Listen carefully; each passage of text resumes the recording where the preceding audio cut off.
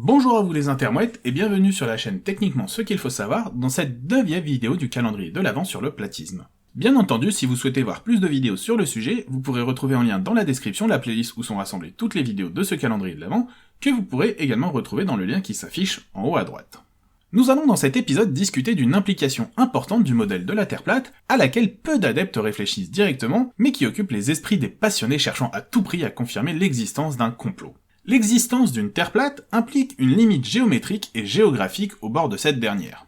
Dans le modèle platiste, il s'agit bien entendu de l'Antarctique, qui est censé être une barrière de glace ceinturant notre planète. Pour la majorité des platistes, cette barrière sert de reposoir au dôme protégeant la Terre du vide spatial, évitant que notre précieuse atmosphère, indispensable à notre survie, ne se retrouve aspirée par le vide spatial, mais les glaces servent également de barrière pour éviter que les océans ne subissent le même sort.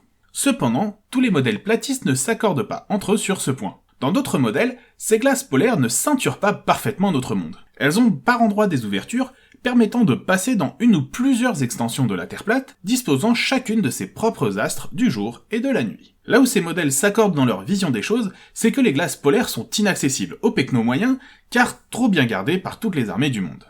Mais là encore, malgré ce point commun, les versions divergent. Et nos coutumes divergent, et divergent c'est énorme, hein.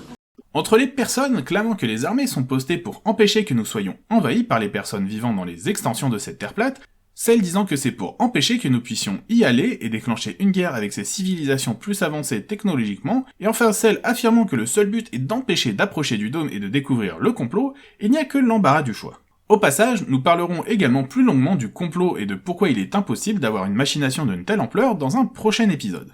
Mais au-delà même de la question de ce qui se trouverait ou pas au niveau de l'Antarctique, ou même bien au-delà, il est également important de se demander ce qu'il se passerait sous la Terre plate. Possède-t-elle une grande racine crustale, un peu à la manière des chaînes montagneuses, et telles que sont représentées dans les œuvres populaires les cités volantes, ou bien existe-t-il une autre surface plane en dessous, où une autre partie de l'humanité vivrait? Dans les deux cas, des problèmes importants se posent. On est en effet en droit de se demander comment se passe la vie de l'autre côté, s'il y a un dôme ou pas.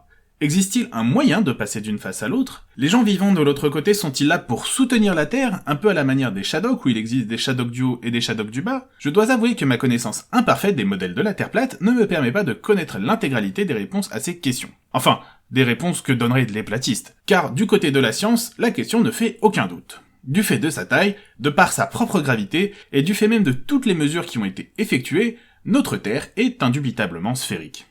Toutes les données tendent vers cette forme, et pour affirmer le contraire, il faudrait déjà se lever tôt pour réussir à prendre en défaut toutes les sciences à la fois qui sont d'accord sur ce point.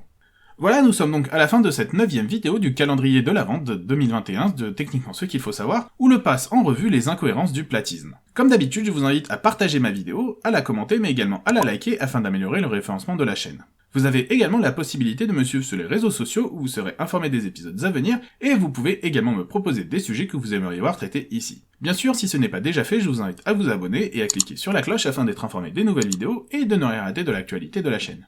Je vous dis en tout cas à demain pour un nouvel épisode de Techniquement ce qu'il faut savoir.